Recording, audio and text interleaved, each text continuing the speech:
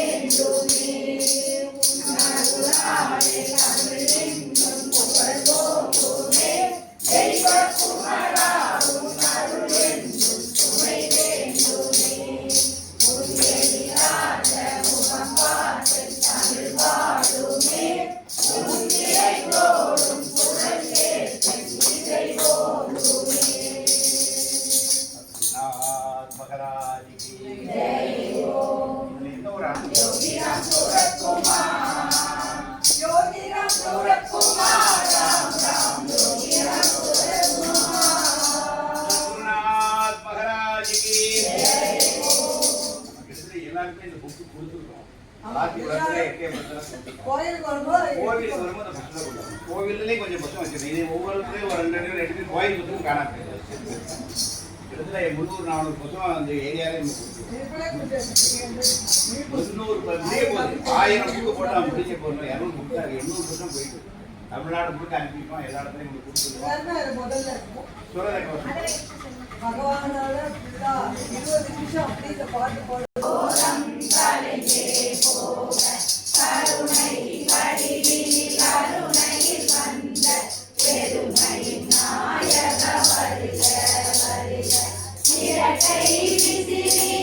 தாமரை பாதத்தில் வைக்கணும். மேலே மேலே வச்சு ஒன்று இதில் வச்சுல அது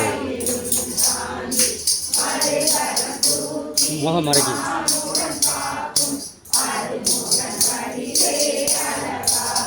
உண்டுமா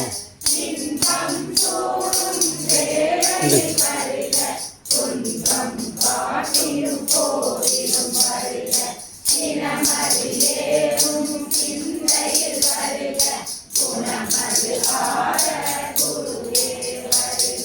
சரணம்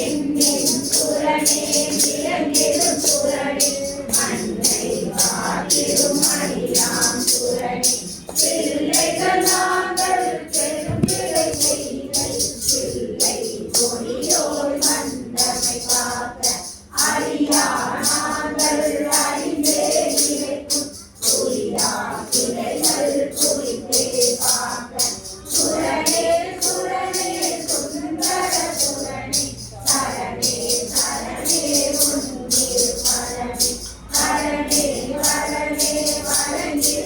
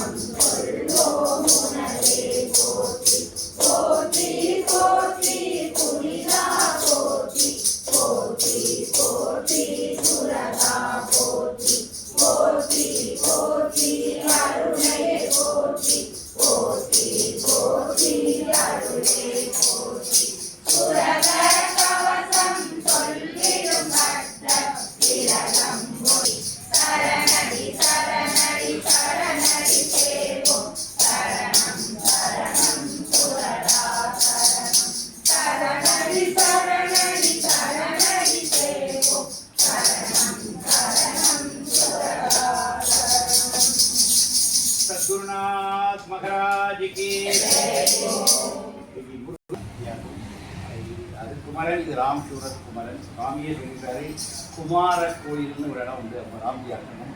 அப்போ அவன் சொல்லும்போது சாமிக்கிறாரு, அப்புறம் யோகி ராம் சுரத் குமார கோவில் ஸ்ரீ ராம்ஜியாக்கணும்.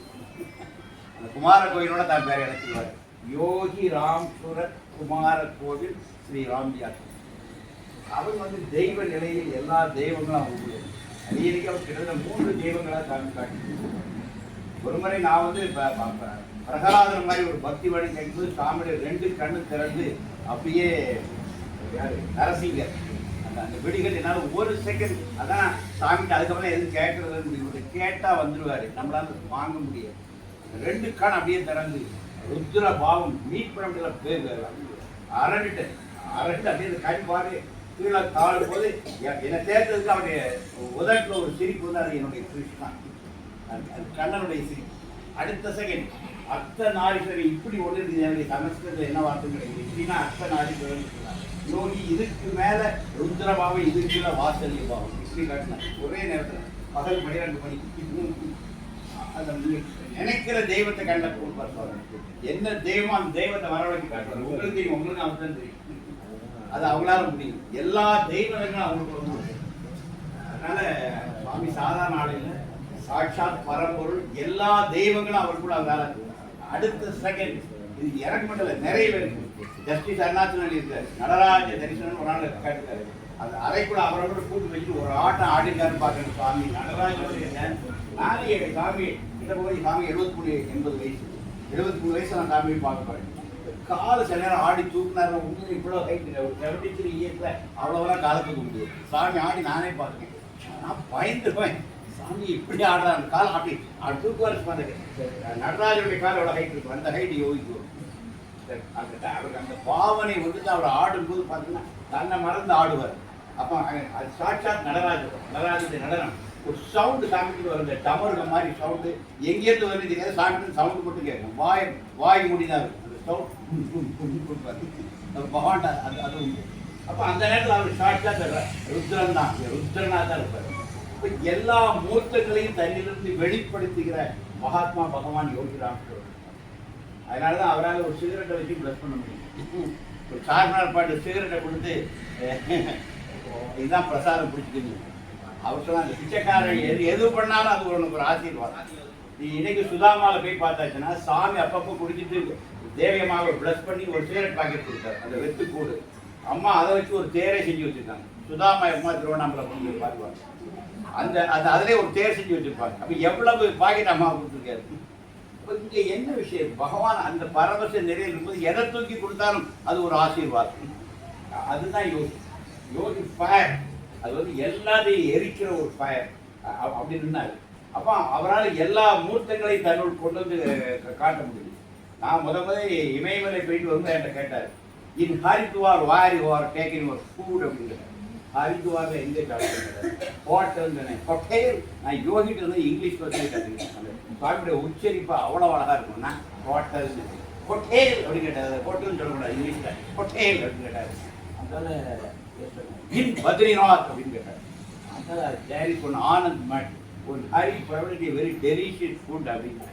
ஓ எல்லாம் அப்பா பார்த்துக்கிறார். ஹரித்வாரில் நல்ல பிளேனில் இருக்குது, அங்கே சாப்பாட்டுக்கு 90 நாங்கள் தொகுப்பட்டு அதுங்க ஒன்றும் கிடைக்கல. இட்லி சட்னிலாம் ஆந்திரா வந்தாலும் கிடைக்கும். 93 நீங்கள் ஹரித்வார் ஸ்டேஷன் பண்ண இட்லி சட்னிலாம் ஆந்திராவோடு முடிஞ்சிடும். ஆனால் ஆந்திரா தாண்டினாலும் இட்லி முடிஞ்சு நஷ்டம். அதுக்கப்புறம் ஒரு அப்போ சப்பாத்தி தான் அதே போட்டு நாக்கு செத்து போயிடும். தென்னாட்டுக்காரன் போனேன்னா 10 நாள் பரதேசி ஆயிடுவான். அங்கே போயிட்டான்னா இந்த காரசாரமான உணவுகளே கிடைக்காது, எல்லாருமே சாதுவாயிடும், சாத்தியமாயிடும். அப்படி போயிட்டு நாக்கு கலந்து பத்ரிநாத்தில் போய் நிற்கிறாங்க. ஒரு டீ வாங்கி குடிக்கிற கை குடிக்க ஆடுது 10 நேரத்தில். சாயங்காலம் 4 மணிக்கு இறக்கி குடிக்கிறேன். முதல் 2 கப்பு வாயில் வைக்க முடியாது, தீயா இருக்கும். அடுத்த நிமிஷம் பார்த்தா பச்சை தண்ணி ஆயிடும். டீயினுடைய அரை கப்பை குடிக்கும்போது சூடாக இருக்கும். கடைசி அரை கப்பு 4 கூட 8 மடங்கு குடிக்கிறதுக்குள்ள பச்சை தண்ணி ஆகிடும். அப்போ என்ன குளிர்னு பார்த்துருக்கேன். அதில் கையை நடுக்கிட்டு இப்படி இருக்கும் கூட ஒரு 73 வயசான ஜாமியை கொடுத்துருக்கேன். முன்ன பின்ன தெரியாத ஒரு ஹிந்தியும் வராது, ஹிந்தி போர்டு தான் வச்சு ஹிந்தி வராது. அப்படி இருக்கும்போது அவன்கிட்ட கேட்டான். அவன் ஆய் மதராசின்னு சொன்னான். மதராசி எப்படி சொன்னேன், உதர் ஜாவன்னு சொல்லி கையை காட்டினான். அங்கே ஆனந்த் மட்டும் ஒரு இங்கிலீஷில் போட்டது. கர்நாடகாவில் உள்ள ஒரு மடம் ஆனந்தம் மடம். அங்கே போய் நாங்கள் ஹரி கொடுத்துருந்தான். வாங்க வாங்க என்ன ஊருன்னு கேட்டான். நம்மளை பார்த்தோன்னே தமிழ்னு தெரிஞ்சு போச்சு. பெங்களூருக்காரன் உட்காருன்னு அழகாக போய் குடிக்க ஒரு வெந்நீரை போட்டு கொடுத்தான். குடிச்சோம் நானும் அந்த வயதானவரும். அந்த சாது குளிச்சு முடிச்ச உடனே அப்படி சோறு அப்படி குளிச்சா சார் நல்ல ஒரு அண்ணா திருவண்ணாமலை மாதிரி இருந்துச்சு அப்படி சோறு அப்படி கொண்டு போட்டுனா அப்படியே பார்த்துனா கொஞ்ச நாள் ஆச்சு நாக்கு சேர்த்து ரொம்ப நாள் ஆச்சு அடுத்தால அப்படி கொஞ்சம் ரசத்தை கொண்டு ஊற்றினா அப்படி அவருக்கு அதான் 2 அப்பளத்தை தூக்கி போட்டான் இதை விட உலகத்தில் இருக்கிற அமிர்தம் தேவாமிர்தம் வெறும் சோறு வெறும் ரசம் 2 அப்பளம் சில மட்டும் நான் வக்கனையாக கேட்பேன் ஒன்றும் கிடையாது அது அழகா உட்காந்து சாப்பிட்டு தேவாமிர்தம் அந்த பாரவச காமெடி வெரி டெலிஷியஸ் ஃபுட்டு ரசம் சாதம் 2 அப்பளம் அவ்வளோதான் அன்னைக்கு எப்படி இருந்து தெரியுமா தேவாமிர்தமாக இருந்து அங்கே -, இதை சாப்பிடும்போது எதுக்கு சொல்லுறதுன்னா அப்போ சாமி சொன்னாங்க என் அப்பா காரியம் உன்னை ஹரித்வாரில் ஹோட்டலாக இருக்கிற இடத்த உன்னை தவிக்க விட்டேன் ஆனால் எதுவுமே கிடைக்காத பத்ரிநாத்தில் இமயமலை உச்சத்தில் உனக்கு நான் சாப்பாடு கொடுத்தேன் ஓன் டேஸ்ட்டுக்கு அதுதான் எல்லாம் அப்பா காரியம் எல்லாம் அப்பா பார்த்துக்கிறாரு அப்படின்னு செல்லம்மாவுக்கு டிரான்ஸ்ஃபர் பாகிஸ்தான் பக்கத்தில் பூஜிங்கிற இடத்துல போட்டிருந்தாங்க குஜராத்தில் டிரான்ஸ்ஃபர்லாம் கேட்கல அவங்க வந்துட்டாங்க இப்போ அப்படின்னு ஒரு 18 பேருக்கு இருக்குது தமிழ்நாட்டுக்குள்ளே பிஎஸ்என்எல் சென்ட்ரல் கவர்மெண்ட் வரலாற்றுலேயே ஆன் ப்ரொமோஷன் எல்லாரும் ஒரு அதர் ஸ்டேட்டுக்கு போயிட்டான் அது கெசட்டட் ரேங்க் நான் கெசட் வந்து கெசட்டட் போனால் கண்டிப்பாக இந்த ஸ்டேட்டுக்கு வெளியே போயிருந்தீங்க central government rules on promotion அது ப்ரொமோஷன் வித் ட்ரான்ஸ்ஃபர் அது வேலையாக இருந்தால் ப்ரொமோஷன் வித் ட்ரான்ஸ்ஃபர் தான் அதை உடைக்கிறது யோகி ராமசாமி சொன்னார் உடைச்சி 18 பேருக்கு இன் சிட்டு ப்ரொமோஷன் இருக்கிற இடத்துலேயே ப்ரொமோஷன் ஏன்னா அவர் உலகத்துக்கு சுற்றிலிருந்து முருகனுக்கு மாம்பழம் பிள்ளையார் மட்டும் எப்படி இருக்க இடத்துலேயே மாம்பழம் ஏன்னா அந்த பரமசிவரெலாம் அவர் அதனால் எங்களுக்கு மட்டும் என்ன பண்ணிட்டார் மற்றவங்களாம் உலகம் வித்துட்டு 3 வருஷம் வேலை பார்த்து அப்புறம் தமிழ்நாட்டுக்கு வர முடியும் எங்களுக்கு மட்டும் பிள்ளையார் இருக்க இடத்துலேயே பழத்தை கொடுத்தாரு 6 மாதம் செல்ல மாதம் இதுக்கு போய் தேங்க்ஸ் சொல்ல போனேன் சாமி அது என்ன ஆகிட்டு தெரியுமா இவா முதல்ல நான் இவரை கேட்கும்போது இவா ஏன் ஆஃபீஸில் 5 கிலோமீட்டர் இன்னொரு ஆஃபீஸில் வேலை பார்த்துருந்தா சாமிக்கு தெரியாமல் கேட்டேன் கொண்டாடிக்கு வேலை கிடைக்கிறது என்ன பண்ணது என் ஆஃபீஸ்லேயே கொண்டு போட்டார் ஏன் செக்ஷன்லேயும் போட்டார் நம்ம சொல்கிறோம் என்ன ஆகும் நாங்கள் 35 வருஷம் ஒரே ஊரில் ஒரே ஆஃபீஸில் வேலை பார்த்தாங்க